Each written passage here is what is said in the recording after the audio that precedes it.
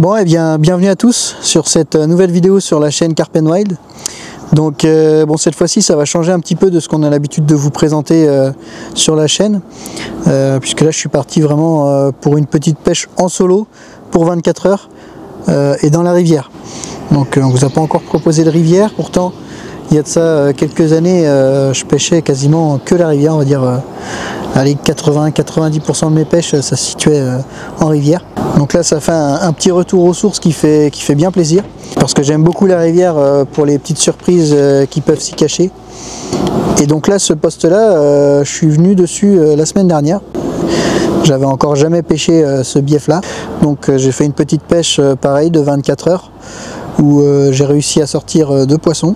Donc parfait, objectif accompli. En général quand je fais des petits 24 heures comme ça en rivière, c'est au moins de faire un poisson. Donc bah là parfait, 2 poissons, pas de très gros poissons, mais j'ai fait une belle écaillée et une petite commune, donc c'est sympa. Je vais vous expliquer un petit peu avec quoi je pêche quand je viens en rivière.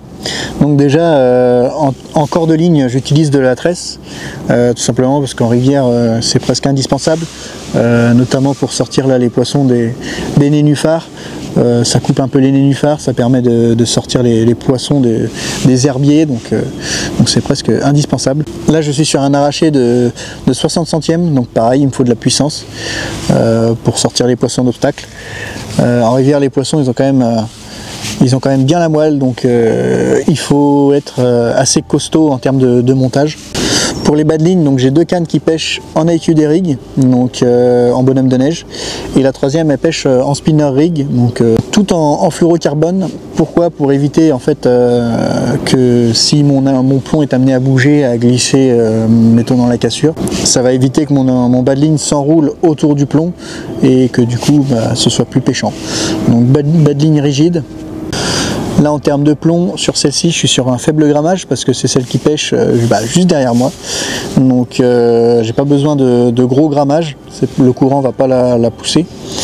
Par contre pour les autres cannes je suis sur du 150 grammes pour éviter que voilà, le montage bouge, plomb plat de préférence pour éviter que les plombs roulent justement.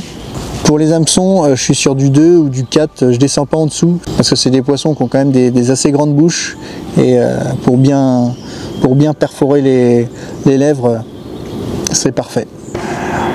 Et donc pour ces 2 cannes là, j'ai décidé de les déposer en bateau amorceur, tout simplement parce que j'ai des branches qui sont juste au-dessus de ma tête, et pour lancer c'est pas toujours l'idéal.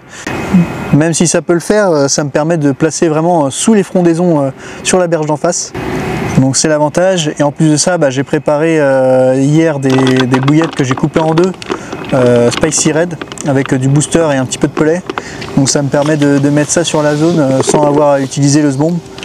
Puis ça me permet d'avoir un petit peu plus d'amorçage vraiment autour de mon èche. Par contre, il faut faire attention en rivière avec le courant. Moi, je remonte un petit peu avec le bateau une fois que j'ai déposé ma ligne.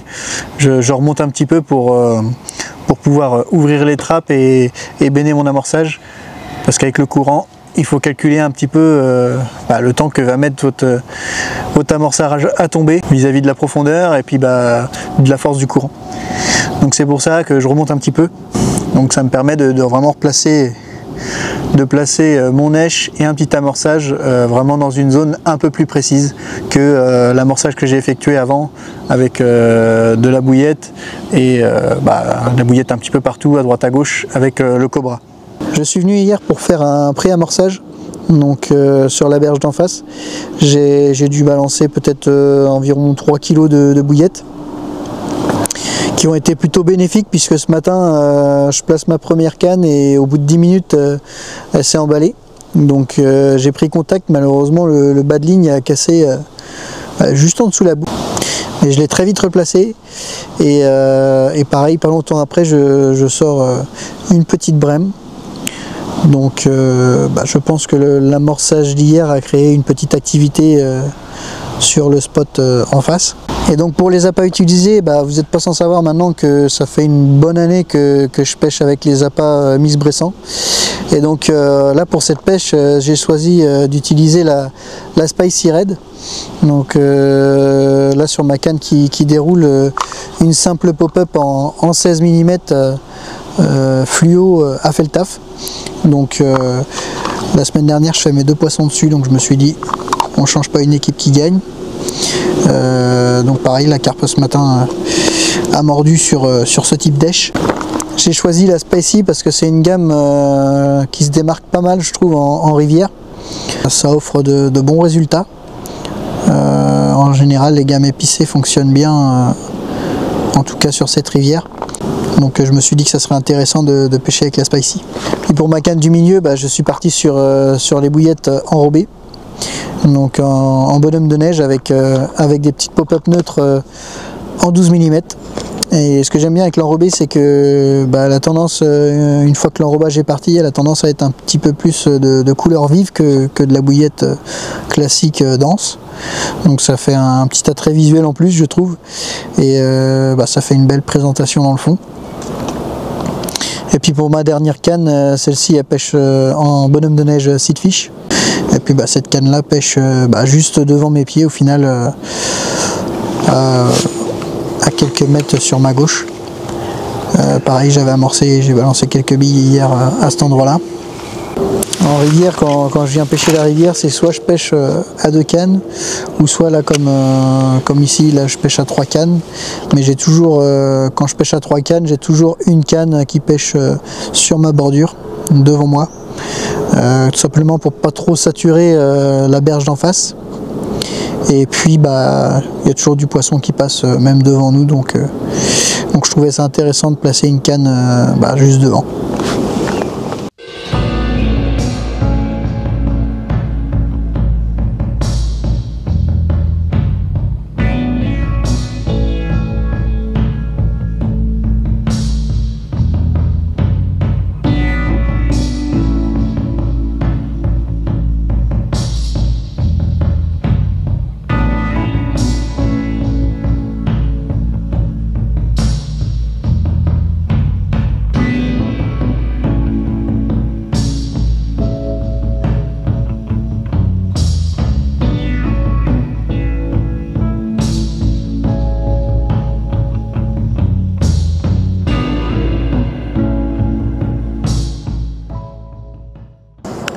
Bon, on arrive en fin de journée. Malheureusement, j'enregistre pas d'autres touches de carpe. Là, tout à l'heure, je fais une petite brème sur mon spot, toujours sur ma canne de droite. Donc, je vais replacer les cannes pour la nuit, réamorcer un petit peu. Et puis, maintenant, il n'y aura plus qu'à croiser les doigts pour le coup du soir et pour la nuit.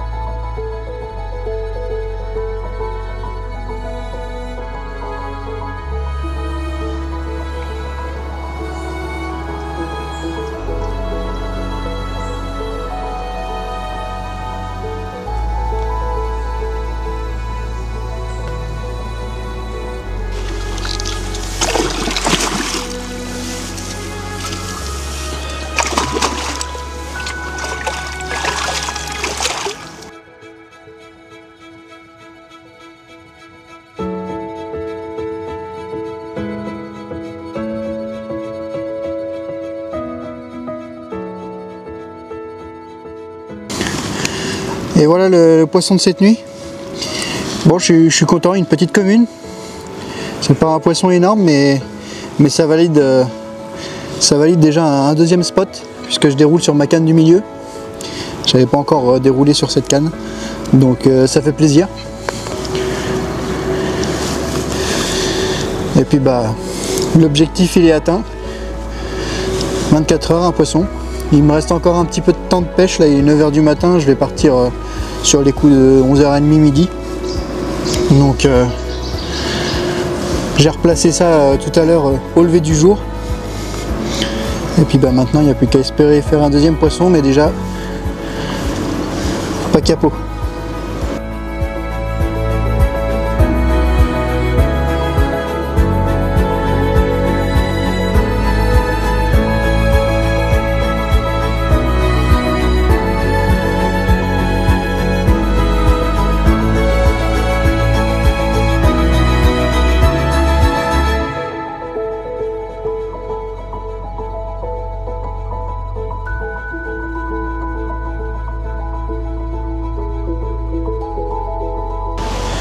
Bon, et bien malheureusement pas d'autres poissons ce matin. Voilà, j'y ai cru jusqu'au dernier moment, mais malheureusement bah, j'ai pas enregistré de touche, j'ai pas vu de poisson, j'ai même pas enregistré de touche de brème. Là il va être temps pour moi de remballer et de rentrer chez moi. Bon, j'ai quand même fait un poisson, je suis plutôt satisfait, même si voilà, j'aurais aimé quand même ramener le premier poisson, le premier départ dans l'épuisette. Malheureusement c'est les aléas de la pêche. Je reviendrai quand même sur ce poste parce que je pense qu'il y a quand même quelque chose d'intéressant à faire. La prochaine fois je viendrai sûrement avec le Zodiac pour pêcher des zones que là actuellement du bord je ne pouvais pas pêcher. Sinon je vous dis à bientôt pour de prochaines vidéos sur la chaîne Carp & Wild. Si cette vidéo vous a plu, comme d'habitude, un like, un abonnement, ça fait plaisir. Allez, à bientôt.